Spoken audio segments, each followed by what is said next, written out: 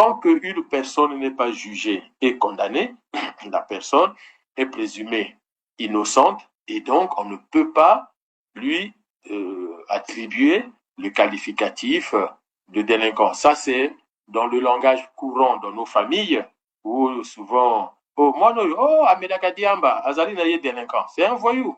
Oh, Yandi, Yanke Noa Diamba. Donc, arrêtez qui peut gagner, Yanke Kilao, Yanke voyou.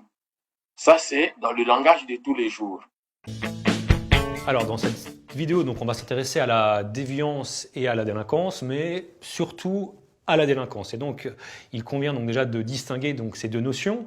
Donc, il faut savoir que la délinquance est une sous-catégorie de la déviance. Donc, il s'agit d'une transgression de normes, mais cette dernière donc, fait l'objet de sanctions pénales.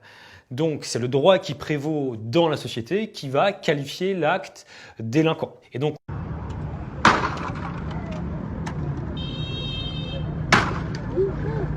la kakistocratie, c'est le pouvoir exercé par les incompétents. Je suis sûre que ça vous parle. Autrement dit, c'est quand ceux qui dirigent sont les moins aptes à le faire, mais les plus habiles à se maintenir au pouvoir. Voici 5 piliers sur lesquels elle repose. D'abord, l'incompétence. Les postes ne sont pas attribués aux plus compétents, mais aux plus fidèles ou aux plus arrivistes. L'incompétence et la médiocrité ne sont pas seulement tolérées, elles sont valorisées. Avec l'illusion de performance et l'effet Dunning-Kruger, ceux qui en savent le moins se retrouvent pourtant au pouvoir. Ensuite, la corruption, sous toutes ses formes. Dans ce système d'alliances négociées, les dirigeants ne travaillent plus pour le bien commun, mais pour leurs intérêts et ceux de leur réseau. Le copinage a du bon.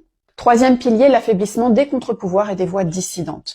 Justice, médias, système de contrôle sont neutralisés ou corrompus pour éviter toute remise en cause de l'autorité en place. Quatrième pilier, la manipulation. Mensonges, rumeurs, propagande, bouc émissaire, pour les kakistocrates, tout est bon pour détourner l'attention des échecs et façonner l'opinion publique à leur avantage. Enfin, la fourberie. Les fautes ne sont jamais reconnues, les figures d'autorité se protègent entre elles et les responsabilités sont systématiquement rejetées ailleurs. La mauvaise foi et la malhonnêteté ne sont plus des défauts, mais des stratégies. Que ce soit en entreprise ou en politique, le règne des incompétents a donc de beaux jours devant lui.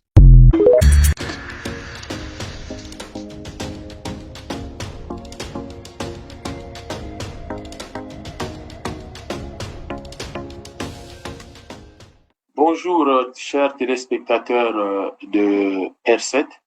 Bienvenue à notre chronique de ce jour.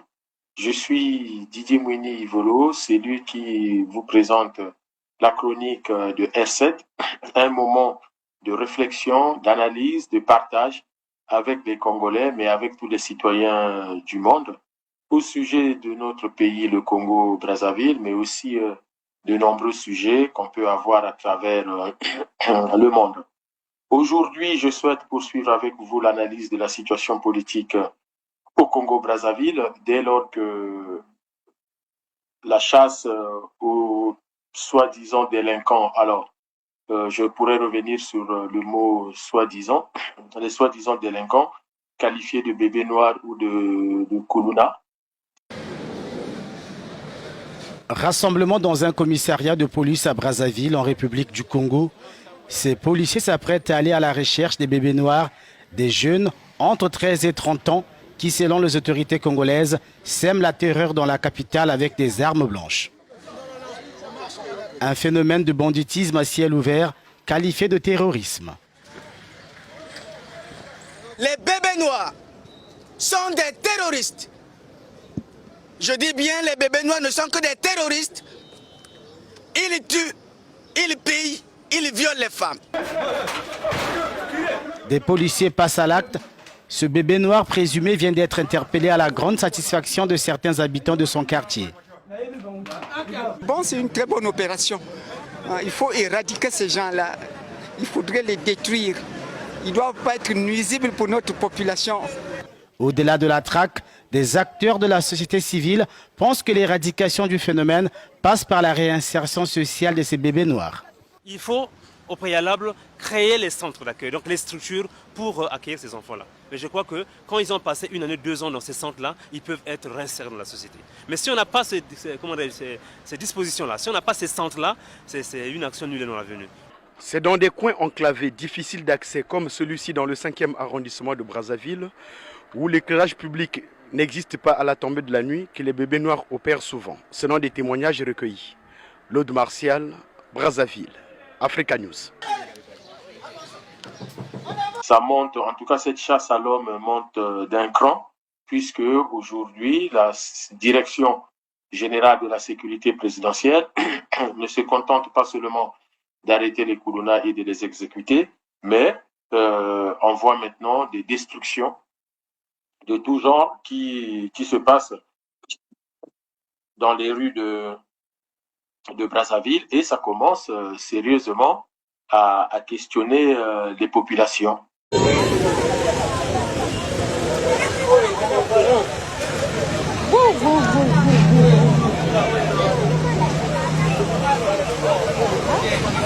Le pourquoi de cette opération, le cadre légal de cette opération et surtout les conséquences qui touchent même le secteur économique, nous le verrons ensemble.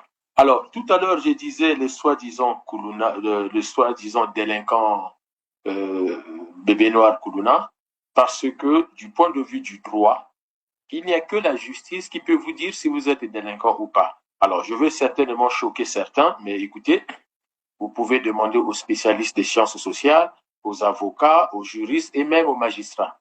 Il faut savoir que un citoyen qui fume du cannabis ou qui consomme de la drogue n'est pas condamné comme délinquant. Sauf s'il est arrêté, il est déféré devant les tribunaux, il est jugé et il est condamné par un juge ou par un jury.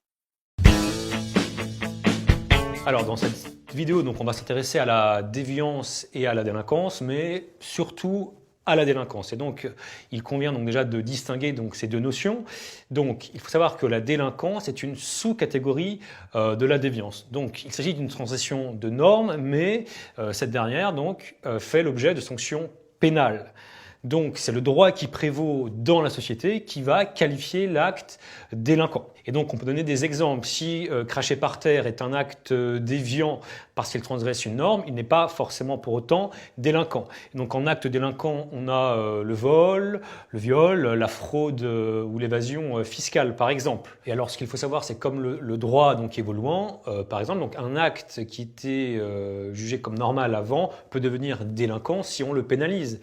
Par exemple, le rassemblement dans les halls d'immeubles est un acte délinquant depuis la loi de 2003. À l'inverse, un acte qui était considéré comme délinquant auparavant dans une cité peut plus devenir délinquant si on le dépénalise. Je prends l'exemple de l'IVG, donc l'interruption volontaire de grossesse votée donc en 1975 et reconduite de manière définitive en 1979. Eh bien maintenant, comment mesurer la délinquance? Dans un premier temps, les données officielles des institutions judiciaires. Donc tous les mois, l'Observatoire national de la délinquance et des réponses pénales donc, publie des chiffres.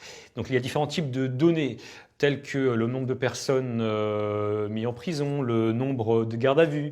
Il y a aussi les faits constatés, s'il y a des procès verbaux, les faits élucidés, si pour chaque acte délinquant la personne est reconnue, etc., etc. Par exemple, donc, l'Observatoire national de la délinquance et des réponses pénales a estimé qu'entre 2016 et 2017, le nombre de vols en France avait augmenté de 20%. Et donc, il faut faire attention car les données officielles des institutions judiciaires présentent un certain nombre de limites. Première limite, comme je l'ai dit, le droit évolue. Et donc, par exemple, si l'État pénalise de plus en plus un certain nombre d'actes, cela peut faire augmenter les chiffres de la délinquance et inversement. Deuxième limite, en fonction donc de l'acte de délinquance, les victimes vont sous-déclarer ou pas ces actes. Par exemple, lorsqu'il y a un vol, eh bien, si l'on veut se faire rembourser par les assurances, il faut automatiquement porter plainte. Et de manière inverse, on sait que les viols sont souvent sous-déclarés. Enfin, troisième chose, c'est le contrôle social effectué par les institutions judiciaires. Donc, par exemple, si on contrôle davantage de personnes, cela peut peut-être augmenter le nombre de gardes à vue, etc., etc., ce qui peut accroître aussi les chiffres de la délinquance. Donc, il y a en effet une différence entre la délinquance réelle, ce qui se passe dans la société, et ce qui est mesuré par les institutions judiciaires. Et donc, c'est cela que l'on appelle le chiffre noir de la délinquance, ce qu'on appelle en anglais le dark number. Donc, c'est un angle mort parce qu'il y a une partie de la délinquance que l'on ne voit pas forcément. Et ça, les sociologues le savent très bien. Donc, c'est pour ça qu'il y a aussi donc, des données non officielles à caractère scientifique. Et ici, l'objectif n'est pas d'interroger l'activité des administrations, mais le ressenti, le sentiment de la population et notamment des victimes. Et à cet égard, il y a ce qu'on appelle les enquêtes de victimation ou de victimisation qui visent à recueillir des témoignages auprès d'un échantillon représentatif. Et donc on peut citer l'enquête nationale de la violence faite envers les femmes qui a été mise en place en 2000. On estime à 50 000 le nombre de femmes entre 20 et 59 ans qui ont été victimes de viol cette année. Cependant, ces données non officielles présentent aussi des limites. Première limite, c'est que parfois, au téléphone, les personnes hésitent à répondre. Donc, il y a une réticence à répondre aux questions. Deuxième chose, ça peut être des erreurs d'interprétation. Donc, en conclusion, bien comprendre que la délinquance est une sous-catégorie de la déviance, donc jugée grave et donc faisant l'objet de sanctions pénales, que la délinquance peut se mesurer par les institutions officielles, mais qu'il y a un écart, ce qu'on appelle le chiffre noir de la délinquance, et que les données non officielles visent à réduire ce chiffre noir, même si on ne pourra jamais mesurer avec certitude la délinquance dans une société. Donc, soit un juge condamne, soit un jury vous a condamné, et vous êtes reconnu comme tel, c'est-à-dire condamné pour tel fait de vol, de crime, de viol, de détournement et autres. Tant qu'une personne n'est pas jugée et condamnée, la personne est présumée innocente et donc on ne peut pas lui attribuer le qualificatif de délinquant. Ça, c'est dans le langage courant dans nos familles où souvent « Oh, moi, non, oh, Amedaka Diamba, Azali na ye délinquant, c'est un voyou. Oh, Yandi, Yanke Noa Diamba. Donc, arrêtez qui peut gagner, Yanke Kilaou, Yanke voyou. » Ça, c'est dans le langage de tous les jours. Mais lorsqu'il s'agit des affaires de l'État, là, on devient mais vraiment très sérieux et on fait attention à la façon de nommer, à la façon de qualifier les choses. En reparlant de cette opération de la Direction générale de la sécurité présidentielle, déjà à ce jour, ni la présidence de la République, ni la primature, ça fait quand même des semaines que la sécurité présidentielle, que la sécurité présidentielle est dans les rues de Brazzaville, en train d'arrêter et d'exécuter les soi-disant Koulouna. Je rappelle, soit dit en passant, que la peine de mort a été abolie au Congo et donc plus personne, plus aucun organe de l'État ne peut s'arroger les prérogatives de donner la mort. Dès lors que le Congo fait partie des pays où la peine capitale, la peine de mort a été abolie, à la limite, même la justice ne peut vous condamner qu'à une peine de prison, c'est-à-dire vous passez le reste de votre vie en prison. Même le juge congolais ne peut plus condamner un citoyen à la peine capitale, à la peine de mort, puisque ça a été aboli, et donc nous ne disposons plus dans nos prisons ou dans nos institutions des instruments d'exécution des peines de mort ou de peine capitale. Ça a été aboli. Ces instruments-là se trouvent maintenant au musée de la justice ou en tout cas au musée de l'histoire judiciaire du Congo, libre au ministère de la Justice de dire aux Congolais où est-ce qu'on peut contempler ces objets-là. Donc, à ce titre, même si on a agressé un membre de la sécurité présidentielle et que Oboa est fâché, en réalité, Oboa doit saisir par des voies légales, par des voies hiérarchiques, ses chefs qui saisissent le ministère de la Justice ou de la Jeunesse ou de l'Intérieur pour savoir un peu c'est quoi ce phénomène des jeunes dans les rues de Brazzaville, de Pointe-Noire, de Wando, de Land-de-la-Caille ou encore de Makoti-Poko, qui posent des actes aux citoyens et qui empêchent les citoyens de vivre dans le calme, dans la sérénité et de vaquer librement à leurs activités. Donc voilà, ça, c'est une démarche qu'on peut faire. Mais la sécurité présidentielle ne peut pas s'arroger les prérogatives d'ordre public pour sortir dans les rues de Brazzaville et faire ce qu'elle est en train de faire, c'est-à-dire arrêter les jeunes sur base de la délation et les exécuter. Et nous savons très bien que sur cette base de la délation, il y a eu des bavures. Ne vous inquiétez pas, hein, vous faites ça aux États-Unis, vous aurez des bavures. Le macartisme, lorsqu'il s'agissait de dénoncer les communistes aux États-Unis, surtout pendant la guerre froide, on a bien vu qu'il y a des gens qui ont été dénoncés à tort. C'est le rôle de la police de mener des investigations pour savoir si ce sur quoi on est en train de parler, c'est bien ça, ce sont bien les gens que l'on recherche. D'ailleurs, je vous laisse voir cette vidéo d'une compatriote qui s'insurge de cette façon de faire l'amalgame parmi une catégorie de la population. Finalement, je ne comprends plus bien les choses. Donc, en tant qu'albinos, on ne peut plus sortir, on ne peut plus aller au marché, on ne peut plus aller à l'école, on ne peut plus aller à l'église. À cause de qui? De Morgane. Donc, vous voulez dire que non? Toute personne atteinte d'albinisme est criminelle. Morgane, c'est Morgane. Ne mélangez pas les choses, s'il vous plaît. Ne mélangez pas les choses. Morgane, c'est Morgane. C'est pas toute personne atteinte d'albinisme qui est criminelle. Elle est criminelle, elle est criminelle. On doit l'arrêter, c'est la loi. Comme tu es criminel, on t'arrête. Mais vous, le Congolais, traite des personnes albinos de tous les mots. Tu es sorcière, tu es criminel, tu es Morgane. Mais non, attendez, je vous jure. Moi, personnellement, si tu me traites de Morgane en cours de route, je te jure, je vais te viser même une pierre. Parce que ne mélangez pas les choses. Ne mélangez pas les choses. Comme si une personne de la peau noire, vous ne dites pas que non, nous sommes des sorcières. Mais quand c'est une personne albinos, vous traitez les albinos de tous les mots. On ne peut plus respirer. Non, franchement, on ne peut plus respirer. Une personne albinos et une personne comme toute autre personne. La différence est au niveau de la peau. Parce que nous avons l'absence de la mélanine. Donc, ne mélangez pas les choses. Ah oui, ne mélangez pas les choses. Morgane, c'est Morgane. Morgane, c'est Morgane. On a le plein droit de l'arrêter. Donc, les albinos, nous ne peuvent plus marcher en cours de route. Nous sommes plus libres. Pourquoi? On est désolé. Vraiment, on est désolé. Sinon, moi, j'ai bien dit. J'ai bien dit. C'est le celui où on va en cours de route, nous traite de Morgane, je jure. Laura Ferrand.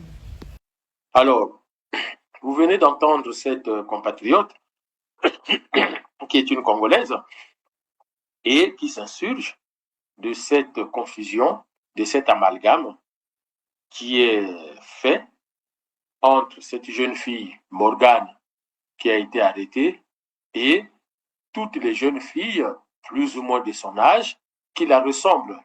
Évidemment, peu importe comment les gens sont, on ne peut pas, sur les caractéristiques physiques, catégoriser les populations en disant « vous êtes des délinquants, vous êtes des débiles, vous êtes des bons citoyens ». Et aujourd'hui, cette jeune dame, cette jeune compatriote nous invite à la prudence en nous disant « attention, tous ceux qui sont comme moi, toutes celles qui sont comme moi, même si nous sommes des albinos, ça ne veut pas dire que nous sommes toutes des Morganes. » Mais quand elle dit ça, elle est en train de dire quoi? Elle est en train de nous renvoyer à nous tous que faites attention dans la façon dont vous présentez les choses. Parce que elle va se retrouver dans la rue pour aller vaquer à ses occupations et elle sera une victime collatérale du comportement de la sécurité présidentielle au motif qu'elle serait une deuxième Morgane ou une troisième Morgane. Donc, faisons très, très, très attention. Quelle que soit notre colère parce qu'un de nôtres a été agressé, il faut toujours respecter les canaux du droit et de la justice.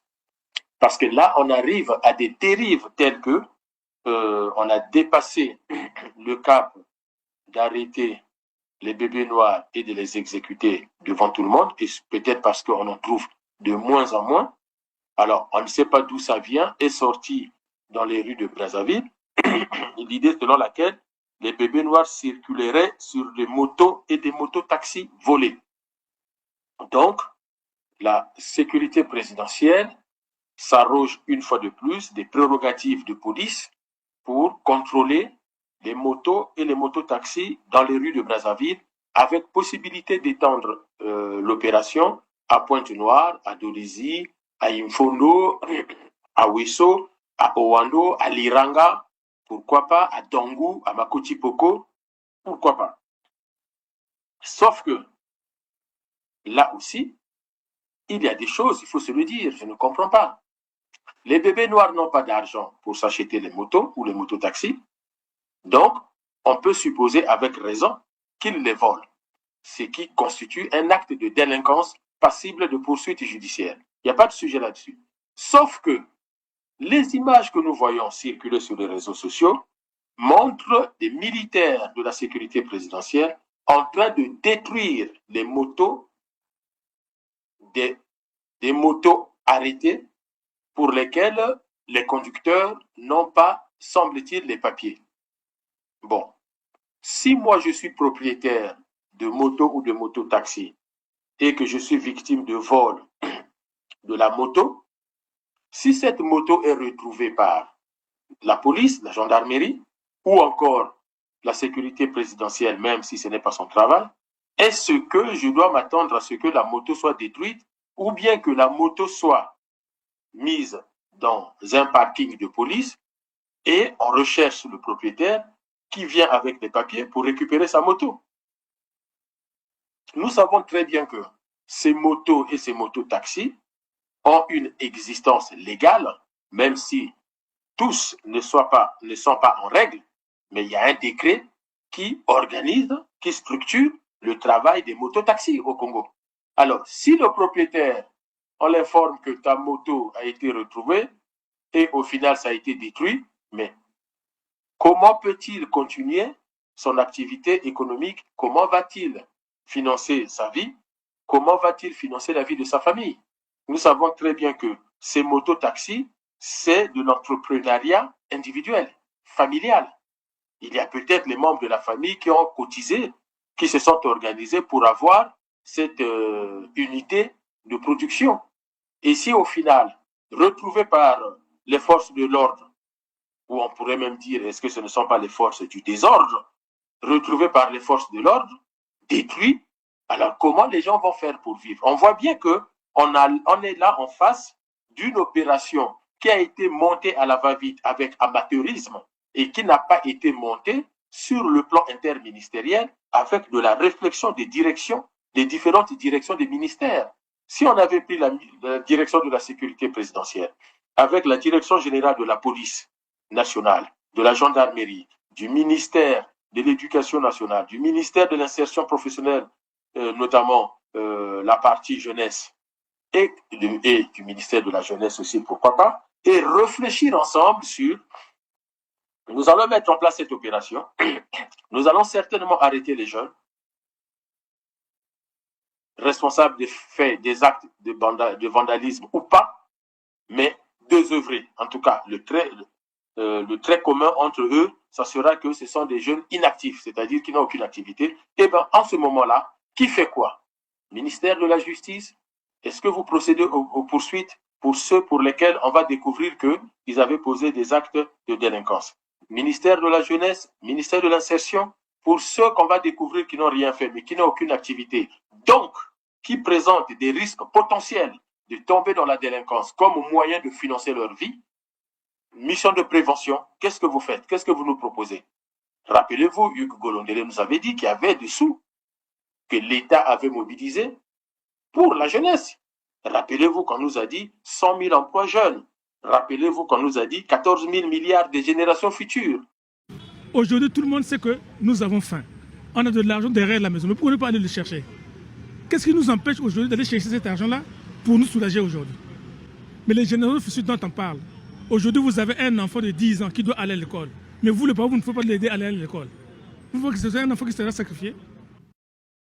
Que oui, au début des années 2010, l'État congolais a créé à la Banque centrale un compte pour les générations futures, un compte de réserve pour les générations futures, qui a été principalement alimenté par les excédents que nous avions enregistrés dans l'exécution des lois de finances, précisément du budget de l'État, pour utiliser un terme connu de tous. Donc tout ça peut être mobilisé dans le cadre interministériel pour prévenir la délinquance des jeunes, c'est-à-dire faire de sorte que les jeunes qui ne sont pas encore tombés dans des consommations illicites et dans les drogues ne puissent pas l'être en finançant leur formation professionnelle, en finançant les apprentissages, mais aussi en finançant soit l'auto-entrepreneuriat, soit des entreprises, des gens qui ont des capacités, du savoir-faire pour créer des entreprises. Ça peut être dans la maçonnerie, dans l'électricité, dans les services,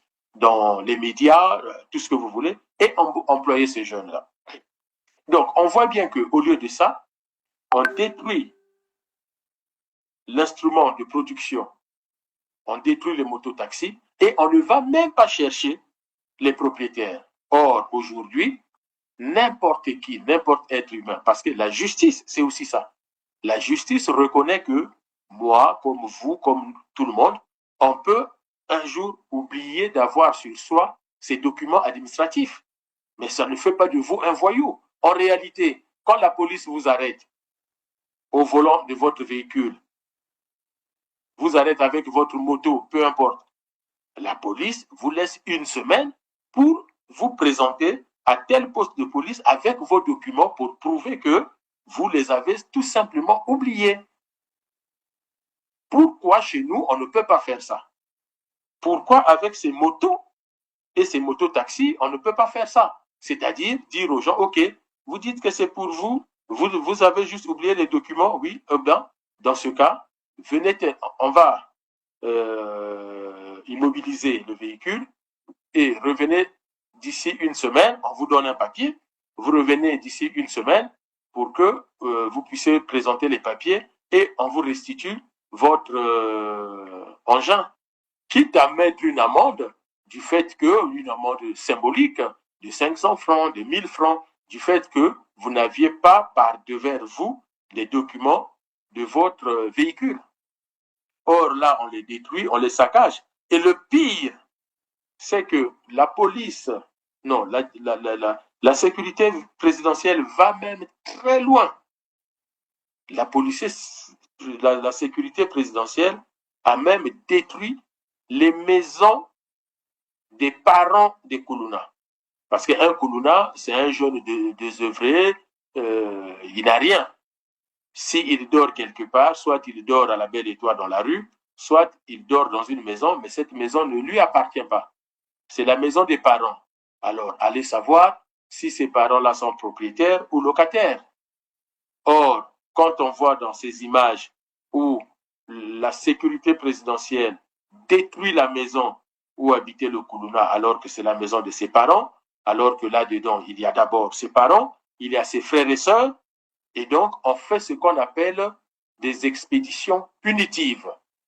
On applique une sanction collective.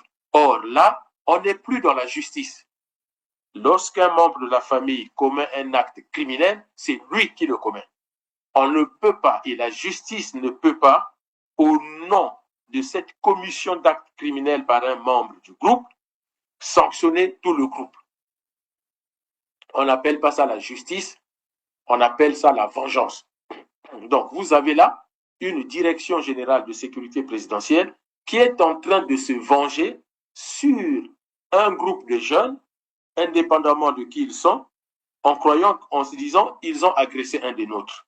Imaginez que, est-ce que vous croyez que ce sont les Koulouna de tout Brazzaville et de Pointe-Noire qui ont agressé le membre de la sécurité présidentielle? Est-ce que ce sont tous les jeunes? Je vous ai montré cette jeune Congolaise. Elle parle parce qu'elle a peur d'être victime.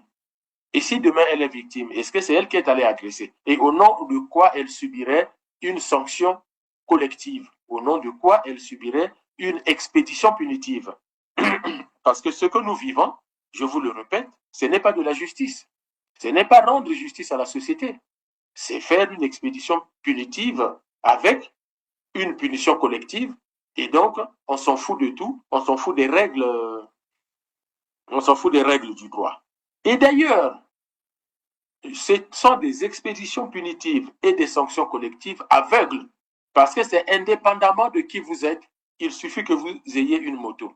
Indépendamment de qui vous êtes, il suffit d'avoir une coiffure que la sécurité présidentielle a jugée non conforme aux règles de la société, que personne n'a définies. Il n'y a pas de texte au Congo, de texte administratif ou de texte judiciaire décrivant les types de coiffures acceptées chez les hommes et les types de coiffures acceptées chez les femmes au Congo pour déterminer que si vous avez telle coiffure, donc vous entrez dans la catégorie des délinquants. Mais là, on voit quand même certains Congolais applaudir en disant ce que vous allez n'a quoi Faboyan, la DGSP à Kokangayo. Mais c'est quoi ça? Il n'y a pas de texte administratif, ni juridique, ni judiciaire au Congo déterminant les marques sur la peau. Aucun document officiel ne dit que si vous avez des tatouages, donc vous devez être arrêté et exécuté donc, parce que vous êtes un voyou, un bandit. Et au nom de quoi la sécurité présidentielle peut s'octroyer elle-même cette prérogative en disant si on croise quelqu'un avec telle marque sur le corps, on l'arrête, on le tue, donc c'est un voyou. Vous savez comment sont définis les délinquants? Le juge ne définit pas les délinquants. Il n'y a aucun citoyen qui a l'intelligence suffisante dans un pays, soit-on aux États-Unis, en France, en Chine, en Russie, au Congo, en Afrique du Sud, ou je ne sais pas où. Aucun individu sur cette terre n'a le pouvoir de définir ce que c'est un délinquant. Il y a une seule chose qui le fait, c'est la loi. C'est la loi qui détermine quels sont les critères qui font que quelqu'un peut être qualifié de délinquant. En dehors de la loi, le président de la République n'a pas ce pouvoir, le premier ministre n'a pas ce pouvoir, les ministres n'ont pas ce pouvoir. Et c'est très important que dans notre pays, comme ça se passe un peu partout, les juristes doivent prendre l'habitude d'expliquer le cadre judiciaire aux populations. La loi doit être une loi intégrée. Lorsque les citoyens n'ont pas intégré la loi, on arrive à les dérives. Et je suis quasiment sûr que si on fait une interrogation écrite aux militaires de la sécurité présidentielle, y compris le général Oboa, très peu auront 5 sur 20. Parce que, premièrement, ils n'ont pas le droit de détruire ces machines. Si les plaintes sont déposées contre la sécurité présidentielle, la présidence de la République, cette institution de l'État qui a laissé ces brigades tomber sur les Brazzavillois comme des hyènes, eh bien, sera condamné et sera condamné à rembourser tout ce qui a été détruit. Et j'espère que chacun des propriétaires, ils vont tous se constituer en groupe pour déposer une plainte collective et demander des réparations. Parce qu'il ne faut pas laisser passer ça. Parce que c'est un précédent qu'on risque de laisser passer et ça va prendre des proportions telles que à chaque fois qu'un membre de la sécurité présidentielle apprendra que sa sœur, son neveu, son fils, sa fille est agressé, eh bien, ils vont sortir dans la rue pour faire tout et n'importe quoi. Et s'ils apprennent qu'un des leurs a été agressé à Ouenze, à Mikalou ou à Makelekele, eh bien, ils vont déferler dans cet arrondissement et se mettre à cogner, à taper sur tout le monde, comme pour dire la prochaine fois que vous agressez encore, vous verrez ce que nous allons faire. Non, on ne peut pas agir comme ça dans une société civilisée. Il faut toujours se rappeler la règle du droit. Et aujourd'hui, magistrats, avocats, juristes, constitutionnalistes, c'est très important que vous veniez devant les médias, expliquer aux Congolais avec courage que ce qui se passe là, ça n'a rien à voir avec le droit. Ça n'a rien à voir avec les droits de l'homme. C'est du n'importe quoi et c'est la pagaille. Pour vous le montrer, regardez cette vidéo. Nyosora makambo kande bomona donc na tongo DGSP atenga te dwingai vélo yango yo yana plaque de matriculation yana deux casques moko yango casque mosusu yango ba compliqué nga ona na gilet donc ba bonzi vélo ba bambi kutu ba machette ta dis-moi fils mon Joki singa tout yorokata ba bonzi ba elo do ba sala que o etapata tout ba kati tout do vélo même ya opé la télécommande ngo mais vélo est beau opé ta bibilo tout ba pasoli ba kati ba bonzi pine ta ba tande pine fungami do ba machette na ciment tout. Non, on a évité vélo pour ne pas retaper aussi, il faut combattre. Ou ba machette, ba machette les sols. Côté partout, partout. Donc là, on a ébahé une angate, mon colo vélo, a ébahé une pété. Bon, Yoga et salami, bon et salami déjà. On n'a pas le choix. Et donc, salami.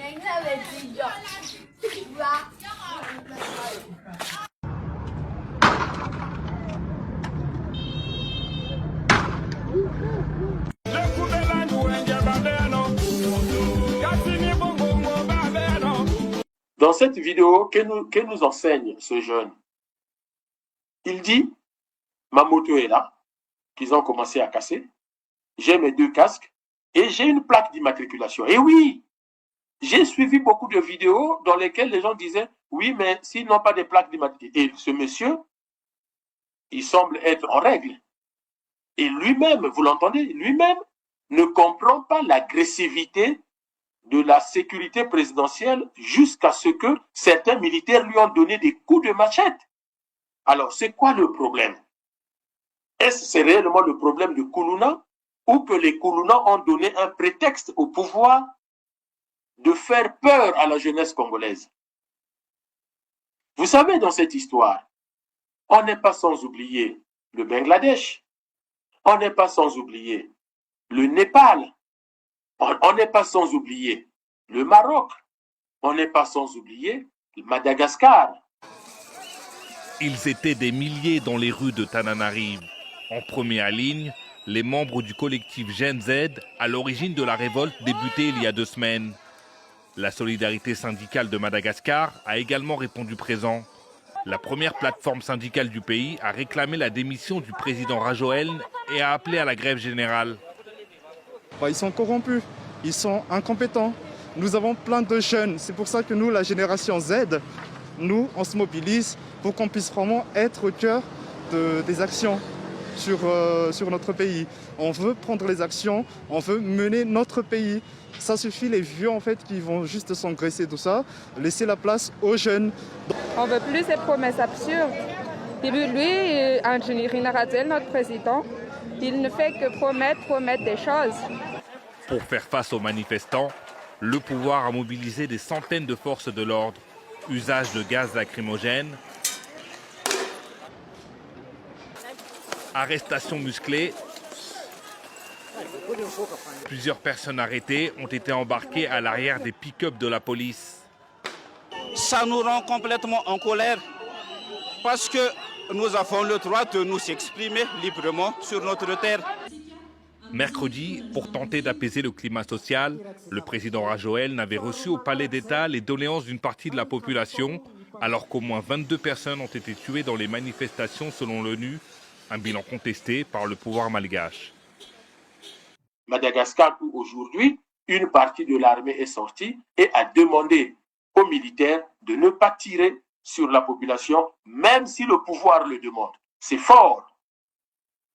Et peut-être qu'à Brazzaville, vous ne le savez pas, vous n'avez pas les images. Sachez-le, les militaires malgaches refusent de tirer sur la population et demandent au pouvoir d'écouter les aspirations du peuple. Le peuple demande quoi? Mais comme à Brazzaville, comme au Congo-Brazzaville, comme au Cameroun ou à Kinshasa, le peuple demande l'eau et l'électricité. Écoutez bien la génération Z, la Gen Z comme on le dit. Le peuple demande l'eau et l'électricité. Le peuple demande une éducation nationale de qualité. Le peuple demande une bonne santé, un bon système de santé. Au Maroc, qu'est-ce qui a mis le feu aux poudres, entre autres? Ce sont 8 femmes en l'espace d'une semaine qui entrent à l'hôpital pour accoucher et qui meurent. Et les gens ne comprennent pas, au moment où des milliards sont dépensés pour construire des stades, pour jouer au foot et se distraire, qu'à côté, rien n'est fait pour des femmes qui viennent accoucher et qui meurent. Et ça, les gens n'ont pas compris. Alors qu'une guerre fait toujours rage à Gaza, eh bien on est à l'aube d'une révolte au Maroc. Avec le ras-le-bol de la jeunesse, la Gen Z comme on l'appelle, la génération Z, des milliers de jeunes Marocains s'insurgent et sortent dans la rue depuis maintenant 3 jours. Ils réclament une meilleure éducation, de meilleurs soins de santé et que l'argent public ne serve pas à la construction des stades pour les prochains tournois de football organisés dans le pays. Julie Rans et Mathieu Van Winkel. Ils ne seront pas restés longtemps dans la rue. Le Maroc interdit tout rassemblement du mouvement Génération Z. 60 arrestations hier à Rabat. Certains attendent un procès en cellule. On Nous sommes sortis pour réclamer nos droits légitimes, mais nous avons été rejetés et réprimés. Je m'excuse, je suis épuisée de courir. On ne nous donne plus le droit de marcher sur la voie publique. Nous ne savons pas pourquoi nous avons été réprimés alors que nous étions pacifiques. Des jeunes qui s'organisent en ligne et qui s'opposent à la construction des stades pour le mondial de football en 2030 et la Coupe d'Afrique des Nations l'année prochaine. Les jeunes réclament des écoles et des hôpitaux. Ce qu'ils demandent n'est pas impossible, ce sont des nécessités au Maroc. Comment les autorités ne les comprennent-elles pas? Où est le gouvernement au milieu de tout ça? Les jeunes ont des exigences vitales pour le Maroc. Le Maroc prévoit près de 4 milliards d'euros pour la rénovation de 6 stades et la construction du grand stade de Casablanca. C'est la moitié du budget du ministère de la Santé. Nous ne voulons ni football ni rien d'autre. Si le football avait été bon pour nous, cela ferait longtemps qu'il aurait été mis en place et qu'il aurait profité à la jeunesse. Nous voulons la santé. Au Maroc, le chômage touche durement les moins de 25 ans. Un jeune sur 3 n'a pas de travail. Les autorités misent sur l'emploi qu'apportera le football.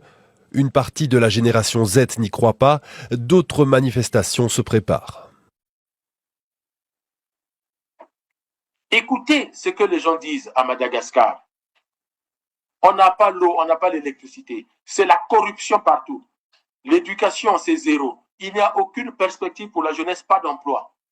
Et la corruption, le mot qui revient dans tous ces pays-là, Bangladesh, Népal, Maroc, Madagascar, la corruption politique, la corruption à grande échelle, aussi bien des politiques que dans le monde des affaires.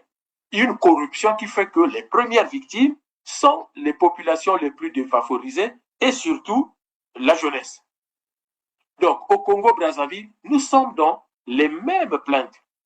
Aujourd'hui, MoneyGram n'existe plus au Congo pour des problèmes que personne n'a expliqués aux populations. Il y a des coupures d'électricité.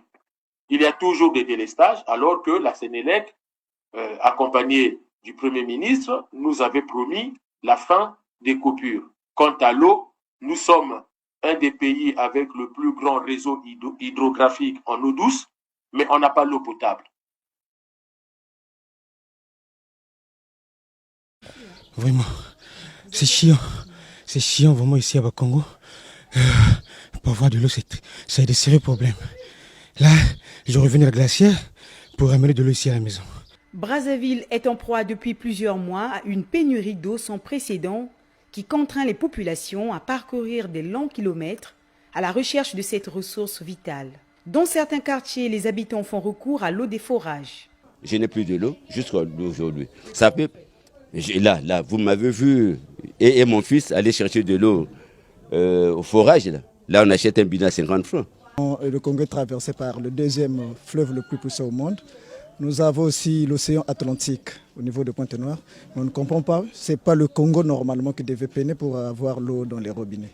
Mais on est obligé de nous approvisionner dans les forages et le forage, ça nous coûte beaucoup d'argent. Pour s'approvisionner en eau, les habitants des quartiers proches du fleuve Congo, en compagnie de leurs enfants, sont obligés de se ravitailler ou faire leurs travaux ménagers dans les eaux de ce fleuve, avec tous les risques que cela comporte. Venir se laver les vaisselles, les lessives, tout, et se laver au fait, on puise de l'eau et puis on rentre chez nous. Il y a le risque, mais on ne peut rien faire parce que l'eau ne coule pas à la maison. Si on reste à la maison, on va se laver. Pour clarifier l'opinion publique au sujet de la pénurie d'eau potable, l'équipe de Vox TV a été butée au refus de la Congolaise des eaux à répondre à leurs préoccupations, tant à la direction générale de cette société para-étatique, ainsi qu'à la direction départementale.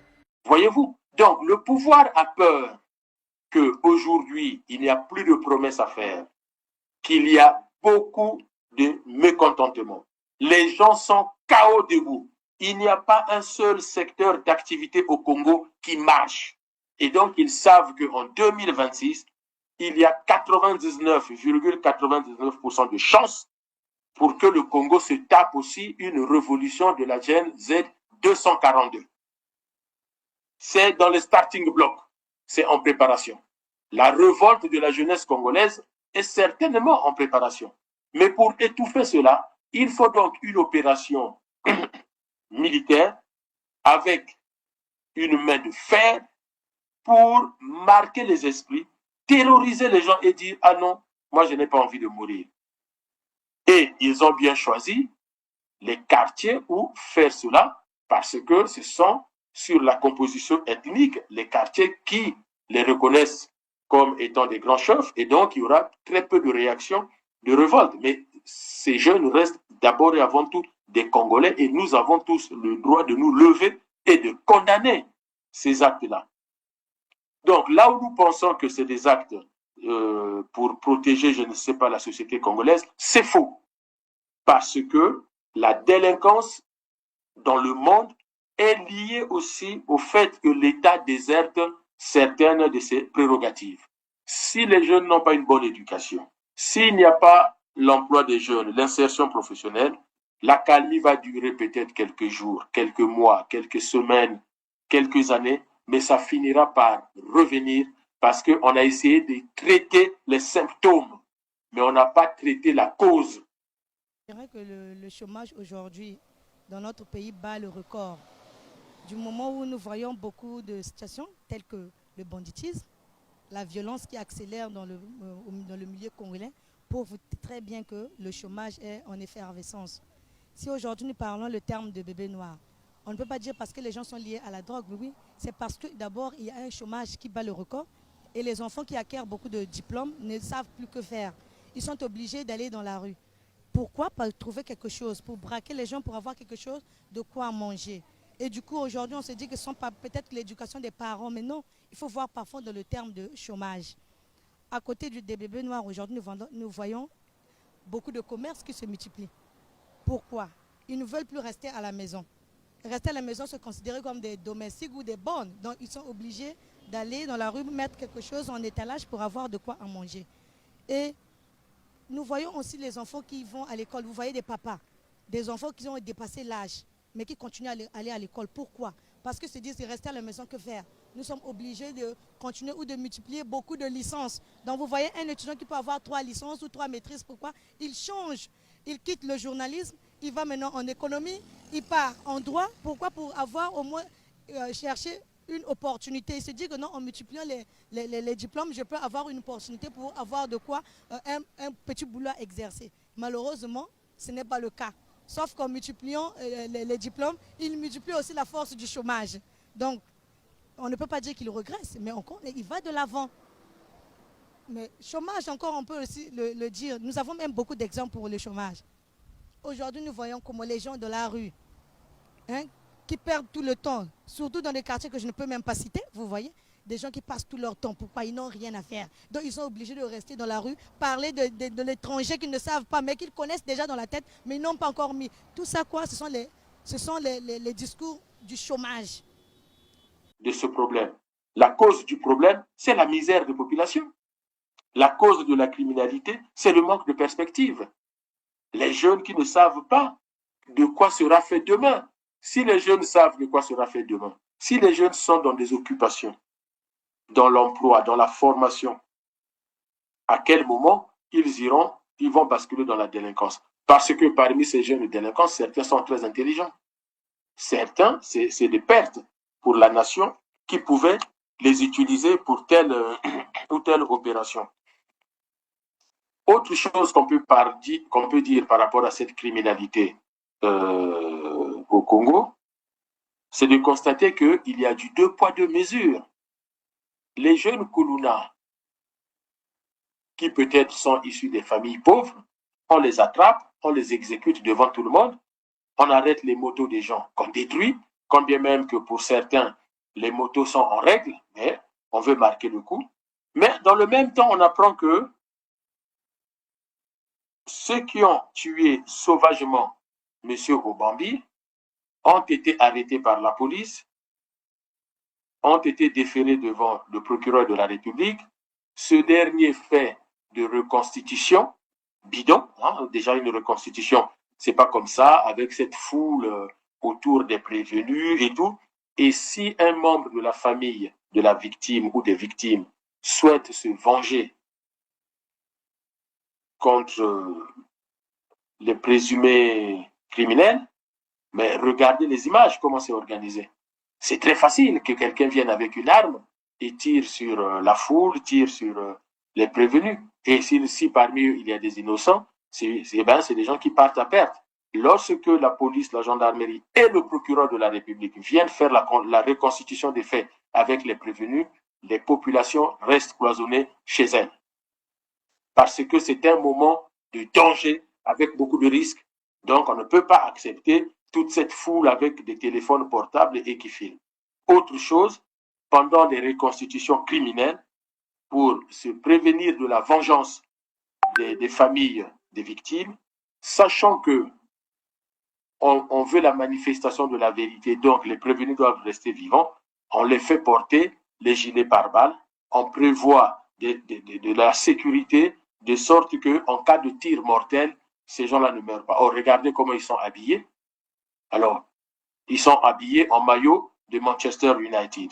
Je ne sais pas si eux, ils revenaient d'un match parce qu'ils jouent dans l'équipe de Manchester, ou si après la reconstitution, ils partaient jouer avec Manchester. Donc, je vous laisse regarder cette image et on en reparle. The prison in Congo made their prisoners wear Manchester United jerseys as their prison uniform.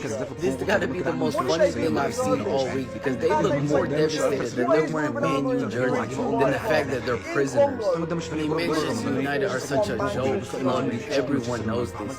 Players felt like prisoners too because now that they left Manchester United, they're wrong.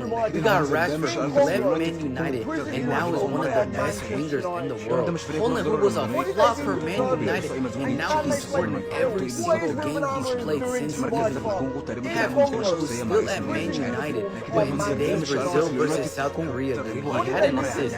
And in Man United, he has 7 games played, but he doesn't have a goal or assist. This man is clearly a prisoner in Man United. He can't even do nothing. And to top it all off, Onana even has an assist. He's been balling since he left Man United. Keeper getting assists after leaving Manchester United. This doesn't prove that Man United are basically a prison. I don't know what does. Alors, vous avez vu dans cette vidéo cette histoire des maillots de Manchester qui crée quand même qui agite un peu le monde footballistique où les gens se demandent mais comment au Congo la police habille des prisonniers avec des maillots de Manchester. Sachant que quand on a arrêté ces présumés criminels, regardez les premières images, ils n'étaient pas tous habillés en maillot de Manchester. Donc je ne sais pas qui a eu l'idée. Et ils sont devant le procureur de la République. Ça montre aussi que notre procureur, il fait du cinéma. Il n'est pas sérieux dans son travail. Il joue une scène. Parce que le procureur, dès lors qu'il rencontre ces prévenus en maillot de Manchester, il aurait dû dire aux gens tout de suite, stop, allez changer les habits, parce que ces maillots de Manchester, il ne faut pas que ça crée des problèmes entre le club de Manchester, l'Angleterre et le Congo, parce que l'Angleterre serait dans ses droits de bouder et de demander des comptes au Congo. Qu'à cela ne tienne, pourquoi là, on fait une enquête pour déterminer comment ces voyous, ces gens ont opéré, et d'ailleurs, ce qui est toujours curieux avec M. Okongakala, c'est qu'il ne va jamais chercher les vrais commanditaires. Parce qu'on peut quand même se poser la question, M. Obambi, du fait de ses fonctions, directeur d'une société pétrolière, connaissant les enjeux sur le pétrole, est-ce que c'est un assassinat des gens qui cherchaient de l'argent seulement, ou c'est un assassinat commenté parce que problème dans des réseaux du pétrole, dans la compétition du pétrole. Voilà, juste parce qu'on veut se débarrasser d'un concurrent. Et moi, je pense qu'en tant que procureur de la République, il faut aller chercher beaucoup plus loin. Parce qu'un compatriote d'un tel niveau ne peut pas partir gratos comme ça et on se limite seulement à s'interroger autour de brigands au Mataki Wapi, au Soté Wapi, au Salinini. Non, soyons sérieux, prenons de la hauteur, monsieur le procureur. Il s'agit quand même d'un haut cadre, de quelqu'un qui pouvait apporter la plus-value dans l'économie, dans les finances de l'État. Donc, il part comme ça, et ce n'est pas seulement l'action de ces voyous, la nuit du meurtre, qui doit vous intéresser. Mais il faut aller fouiller. Est-ce qu'il était aimé dans son travail? Quelles étaient ses relations avec ses concurrents? Est-ce que les concurrents lui en voulaient? Est-ce qu'il a reçu des menaces entre-temps? Est-ce qu'on lui a fait des propositions qu'il a refusées et qu'on a dit, bon, s'il disparaît, ce serait mieux pour nous, pour nos affaires? À qui profite ce crime-là? Oui, les gens que vous avez arrêtés, c'est quelques billets de banque qui les intéressaient, peut-être les bijoux. Mais plus largement, qui avait intérêt que M. Obambi disparaisse? Qui? C'est ceux-là qu'il faut aller chercher. Et c'est là qu'il faut faire les investigations. Mais nous, le cinéma que vous venez faire, monsieur le procureur, dans les quartiers de Brazzaville, ça n'intéresse personne. C'est pas ça, la justice. La justice va au-delà de ce cinéma. Et maintenant que vous faites ça pour M. Obambi, mais la justice, elle est rendue aux citoyens. Eh bien, il faut donc que, monsieur le procureur, vous demandiez à Serge Oba de ramener à la présidence de la République ses chiens de garde et de vous laisser faire votre travail avec la police et la gendarmerie. Maintenant qu'on a compris que c'est une vengeance, eh bien, il faut que la vengeance s'arrête là et que, monsieur le procureur, vous reprenez les choses en main et que vous demandiez à M. Oba que ces opérations sont terminées. Et d'ailleurs, il faut même ouvrir les enquêtes sur le comportement de des troupes de Serge Oba. J'ai entendu beaucoup de critiques dire que, mais en France, aux États-Unis, en Europe, les policiers aussi tirent sur les gens. C'est vrai, personne n'a dit le contraire. Mais dans tous les cas, lorsque un policier a fait usage de son arme, cela est suivi d'une enquête de la police de police. L'inspection générale des affaires internes de la police des polices mène systématiquement une enquête pour savoir si le tir a été justifié. Attention! Violence disproportionnée, absence de matricule ou recours abusif au LBD. Au cours des 6 premiers mois de mobilisation des Gilets jaunes, l'IGPN a été saisie plus de 220 fois. Alors, à quoi sert l'inspection générale de la police nationale et quelles sont ses méthodes? Créée sous sa forme actuelle en 2013, la police des polices réunit environ 260 agents et a une double mission. D'abord, elle a un rôle d'audit. C'est-à-dire que ces agents doivent vérifier que la police fonctionne bien, qu'elle accueille bien le public, par exemple, en cas de dépôt de plainte. Et elle doit proposer des pistes d'amélioration dans le cas contraire. Mais l'IGPN a aussi un rôle d'enquêteur. Elle doit s'assurer, et c'est sa deuxième mission, que les fonctionnaires de police, mais aussi ceux de la police municipale et de la préfecture, respectent bien les lois, les règlements, ainsi que le code de déontologie de la police nationale. C'est d'ailleurs pour ça qu'on surnomme ces agents les bœufs carottes, car ils sont censés cuisiner leurs collègues lorsqu'ils les interrogent. Pierre Solignac, ça vous parle? Ouais. On l'a chopé avec une grosse somme d'argent en liquide sur lui. Et comme on fait bien notre boulot, on l'a mis en garde à vue, puis on l'a refilé à la financière. Eh bien, on va voir si votre collègue a la même version que vous. Lorsqu'un dossier est transmis à l'IGPN ou à l'IGGN dans la gendarmerie, ce dossier peut faire l'objet de 2 types d'investigations. Une enquête administrative et une enquête judiciaire. L'enquête judiciaire est lancée quand l'IGPN est saisie par un procureur, un juge d'instruction ou un magistrat. Des citoyens peuvent aussi déposer plainte ou signaler les faits sur une plateforme en ligne disponible depuis 2013. Cette enquête judiciaire a par exemple lieu lorsqu'un policier profère des injures discriminatoires ou racistes, ou lorsqu'il est l'auteur de violences volontaires envers un citoyen. En clair, lorsqu'il porte atteinte à la société civile. Une enquête judiciaire a par exemple été lancée après que des lycéens de Mantes-la-Jolie ont été interpellés le 6 décembre 2018. La vidéo de leur arrestation, genoux au sol et mains sur la tête, avait provoqué un tollé. 6 mois plus tard, après enquête, l'IGPN a établi qu'il n'y avait pas eu de faute commise par la police. Au total, en 2017, 1085 enquêtes judiciaires ont été menées par l'IGPN. Autre manière de procéder, l'enquête administrative. Pour ça, l'IGPN doit être saisie par le ministère de l'Intérieur, le directeur général de la police nationale, le directeur général de la sécurité intérieure ou par le préfet de police. C'est par exemple le cas lorsqu'un policier ment sur ses horaires de service ou commet un vol sur son lieu de travail. À ce moment-là, il porte atteinte à l'institution et à la profession. Une enquête administrative a par exemple été ouverte dans l'affaire du vol de cocaïne au 36 quai des Orfèvres en 2014. La seule chose dont on est sûr, c'est que le commissaire Maigret n'y est pour rien. 52 kilos de drogue, placés sous scellé, avaient été dérobés au siège de la PJ parisienne. Les enquêtes administratives peuvent aussi concerner la vie privée des policiers. L'IGPN pourra par exemple être saisie si un policier a des problèmes d'endettement ou s'il est soupçonné de violence conjugale. Les policiers doivent être exemplaires dans leur vie professionnelle, mais aussi dans leur vie privée. C'est même historiquement comme cela que s'est développé en France le premier service de contrôle interne de la police au milieu du 19e siècle. Il s'agissait de surveiller à quel point les policiers se mêlaient à la population qu'ils étaient censés surveiller. Au total, 276 enquêtes administratives ont été menées par l'IGPN en 2017. On ne fait pas tout et n'importe. Même au Congo, c'est comme ça. Il suffit d'appliquer la loi. À chaque fois qu'un policier fait usage de son arme, le policier est mis au repos. Je n'ai pas envie de dire suspendu, pas forcément. Il est mis au repos. On peut lui donner quelques jours de congé. On lui retire son arme et il y a une enquête de la police de police pour vérifier les circonstances de l'utilisation si il a fait bon usage. Qu'il est mort d'homme ou pas, je ne dis pas s'il tue, je dis juste s'il fait usage de son arme.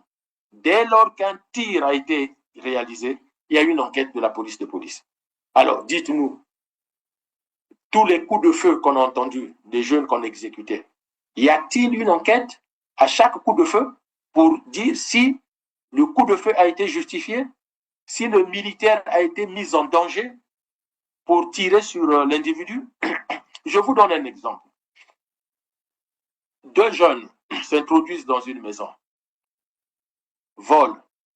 Le propriétaire le surprend. C'est une jurisprudence, c'est un cas qui est passé au tribunal. Le propriétaire le surprend. Ça faisait la troisième, la quatrième fois que cette boutique, en tout cas, subissait des vols. Et donc, excédé, le propriétaire se saisit de sa carabine alors que les deux jeunes fuyaient. Écoutez bien, les deux jeunes fuyaient. Il les tire par le dos, touche un et celui-ci meurt. Alors qu'il était victime de vol, il est condamné à une peine de prison. Pourquoi? Parce qu'au moment où il fait usage de son arme, il n'est pas en légitime défense. Il n'est pas lui-même en danger de mort. Or, il faut être en danger de mort pour justifier sa riposte. Donc, attention, il ne faut pas qu'on traite cette histoire des Kounouna avec beaucoup d'émotion, avec beaucoup d'excitation. Et c'est là où nous commettons les erreurs.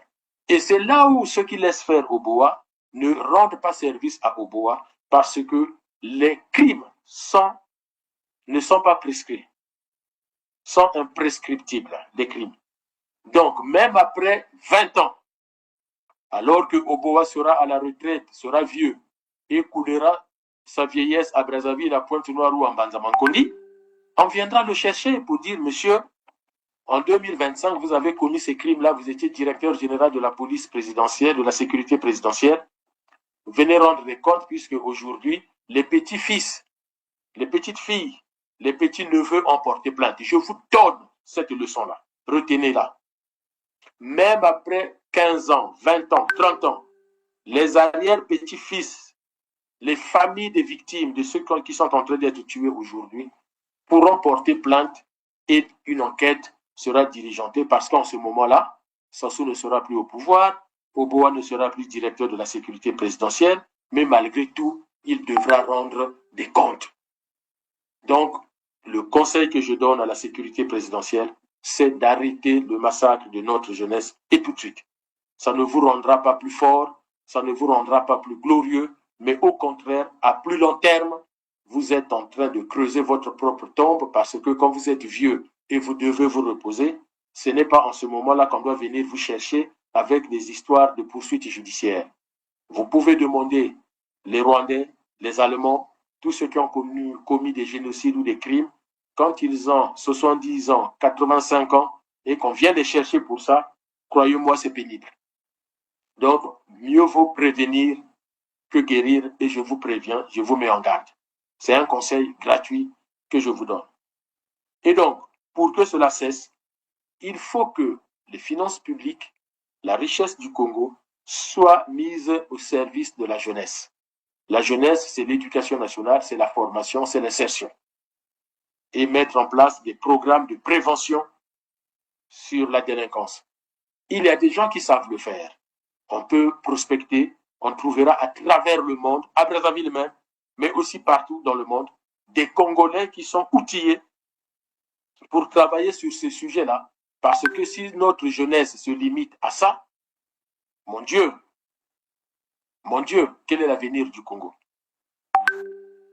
J'espère que tout le monde prendra conscience que nous avons choisi la plus mauvaise des méthodes pour régler le problème de la délinquance chez nous. Dans une précédente chronique, je vous ai montré l'exemple de ce qui se passe à Kinshasa. Des jeunes qui sont regroupés, qu'on envoie en formation. Eh bon, ce qui peut poser problème, c'est le manque de compétitivité du marché de l'emploi. Parce que une fois qu'ils sont formés, il faut qu'ils trouvent du travail. Nous avons le centre de Louvakou, mais on peut créer des centres dans Brazzaville même, ou sinon à l'intérieur du pays. On peut créer un centre à Ouesso avec comme perspective former des futurs salariés, ouvriers de l'économie forestière ou de l'économie de l'huile de palme ou de l'économie du cacao, avec une exigence de l'État qui dit aux entreprises d'huile de palme à Ouesso, chaque année, vous devez embaucher 10 jeunes. Et l'État prend en charge les charges sociales et les charges fiscales, mais vous, en tant qu'entreprise, vous prenez en charge les salaires sur une durée de 5 ans. Par exemple, c'est un exemple que je donne, mais faites appel aux économistes, faites appel aux financiers, faites appel aux spécialistes. Ils vous donneront encore des éléments beaucoup plus sérieux que ce que je vous donne. Moi, je vous donne une projection. Faites-le et vous verrez, la délinquance va baisser dans notre pays. Créer des entreprises de pêche et d'industrie autour du poisson, autour des produits d'eau. Au nord, on est rempli de cours d'eau. Dans tous les villages, au Congo, même au sud, on est rempli de cours d'eau. Nos poissons meurent de vieillesse. Le poisson du fleuve Congo meurt de vieillesse. Deuxième plus grand fleuve du monde par son débit moyen, alors même que le fleuve Sénégal, qui est un tout petit fleuve, fait 600 000 emplois. Si le fleuve Sénégal peut créer 600 000 emplois, le fleuve Congo, mais c'est plus d'1 million d'emplois. Donc vous imaginez que rien qu'avec le fleuve Congo, mais nous n'avons plus de chômeurs à Brazzaville jusqu'à Bétou. Rien qu'avec le fleuve Congo. Alors comment on peut expliquer ce genre d'échec? Donc réfléchissons. Donnons les moyens à notre jeunesse et ne les sacrifions pas, puisque l'État est responsable, par sa médiocrité, à diriger le Congo, de la délinquance des mineurs. L'État n'est pas le seul responsable, mais il est responsable à 70-80%, parce que c'est lui qui s'accapare de tous les moyens qui devaient permettre de donner à ces jeunes des perspectives. Dernier sujet avant de clôturer la chronique, puisque ça se passe en plein cœur de Brazzaville. Nous avons vu 13 familles rwandaises dont les maisons, je dirais des cabanes, ont été détruites par la police congolaise. On ne sait pas pourquoi.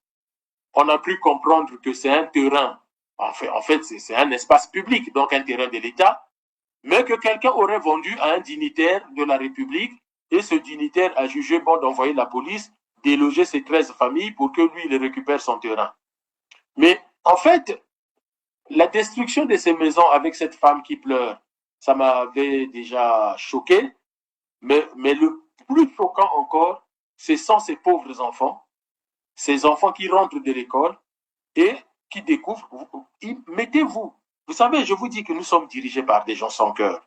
Mettez-vous à la place d'un enfant qui sort de sa maison le matin, qui va à l'école, et qui rentre le soir, qui trouve que sa maison a été détruite, non pas par un tremblement de terre, non pas par une explosion accidentelle, mais parce que quelqu'un a pris la décision de venir casser ces maisons-là sans prendre des mesures de relogement de ces familles avec leurs enfants.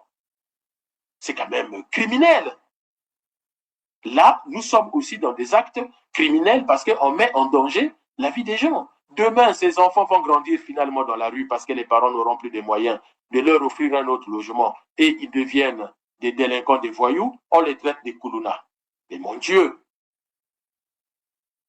Vous savez, j'ai lu beaucoup de commentaires sur Internet, mais les Congolais, entre nous, il faut se rafraîchir la mémoire. Le Haut Commissariat aux réfugiés avait travaillé avec le Rwanda et le Congo-Brazzaville. La conclusion était que les Rwandais qui sont à Brazzaville, les réfugiés rwandais, ne sont plus en danger au Rwanda. Le Haut Commissariat aux réfugiés et le gouvernement rwandais se sont mis d'accord pour que ces Rwandais-là rentrent. Le Congo a laissé rentrer quelques Rwandais, 2 ou 3 000. Ils pourront vous donner eux-mêmes les chiffres. Mais c'est le ministre Gakoso sur RFI, demandez à RFI de vous repasser la bande, qui a refusé que les Rwandais rentrent chez eux, ceux qui restaient. Les 8 000 qui sont encore au Congo, il faut le savoir, ça ne sert à rien de les brutaliser, ça ne sert à rien de les incriminer. C'est le Congo qui a refusé qu'ils rentrent. Mais le ministre Gakoso n'a jamais expliqué pourquoi ils veulent les garder à Maluku.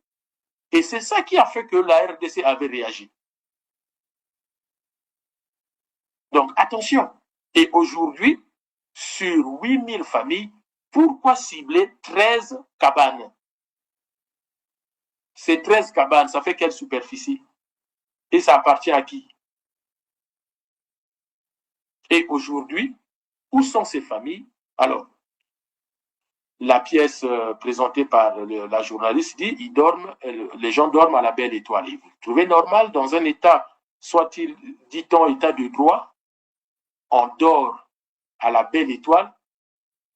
Nous ne sommes plus un état de droit. Et d'ailleurs, dans les chroniques précédentes, je parlais d'un gang, que le Congo est dirigé par un gang.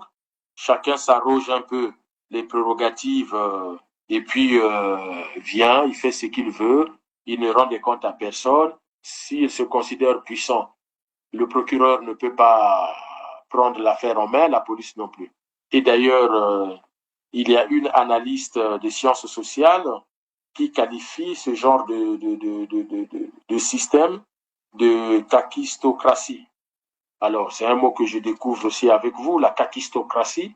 Je vous laisse l'écouter, comment elle explique.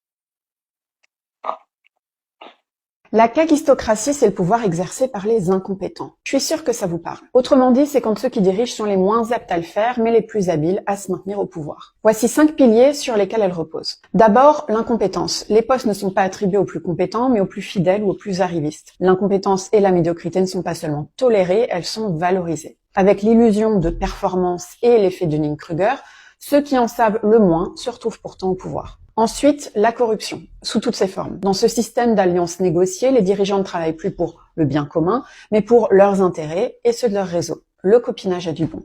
Troisième pilier, l'affaiblissement des contre-pouvoirs et des voix dissidentes.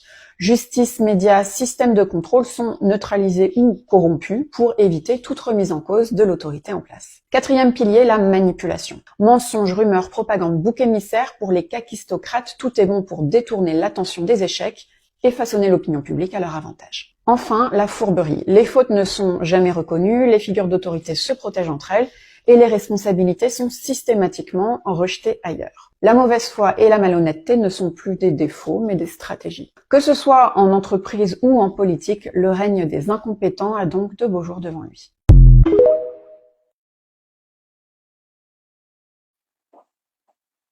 Lorsque vous écoutez cette femme parler de la kakistocratie, on retrouve là tous les ingrédients qui constituent la politique au Congo.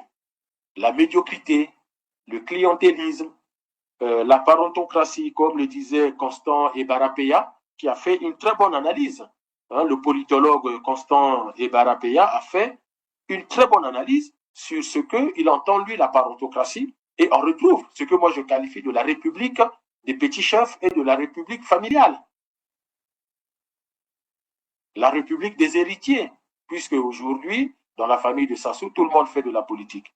Et c'est ces gens-là qui vont prétendre succéder à Denis Sassou Nguesso pour nous servir toujours la même soupe que nous allons refuser de boire, j'espère, en 2026. On va vomir cette soupe-là et on essaiera de passer à autre chose.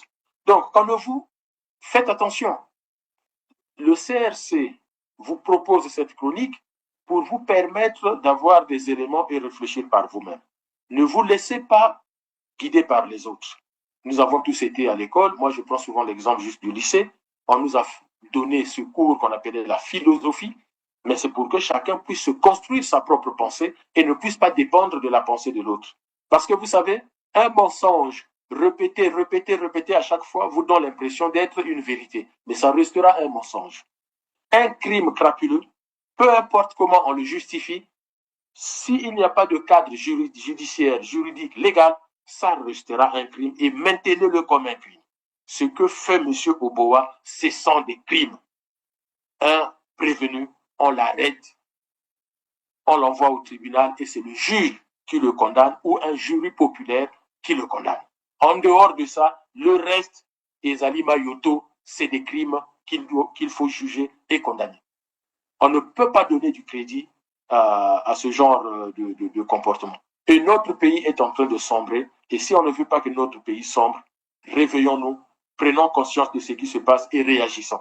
Parce qu'à chaque fois qu'on ne réagit pas, on sera coupable de soutenir des actes criminels et demain on nous dira, vous étiez là, mais qu'est-ce que vous avez fait? Et personne ne dira, je ne savais pas. Non, parce que tout ce que nous écrivons sur Internet, tout ce que nous publions, ça reste. Et donc, on pourra toujours le retrouver en disant, la preuve est là, vous étiez là. Vous étiez à telle fonction. Vous étiez à l'Assemblée. Vous étiez au Sénat. Vous étiez au gouvernement. Vous étiez le chef de l'opposition. Vous étiez un parti de l'opposition à l'époque. On est en train d'assassiner les enfants. Vous avez dit quoi? Vous avez fait quoi? Vous avez proposé quoi? Et ne dites pas, on ne savait pas. Ce n'est pas possible. Donc, voilà ce que je comptais échanger avec vous dans cette chronique. Je vous remercie en tout cas de cette attention. Je vous invite à liker, à commenter. C'est toujours un plaisir d'échanger avec vous. Mais sachez-le, le CRC vous invite toujours et toujours à la révolution du fleuve comme la seule solution aujourd'hui pour nous débarrasser de ce pouvoir, on a dit tyrannique, mais plutôt kakistocratique, comme nous invite cet analyste, ce pouvoir de la parentocratie, comme nous l'a dit Constant Ebarapeya, ce pouvoir des petits chefs, de la famille, des héritiers, pour que nous puissions construire notre pays. Portez-vous bien et je vous dis à bientôt pour nos prochaines chroniques.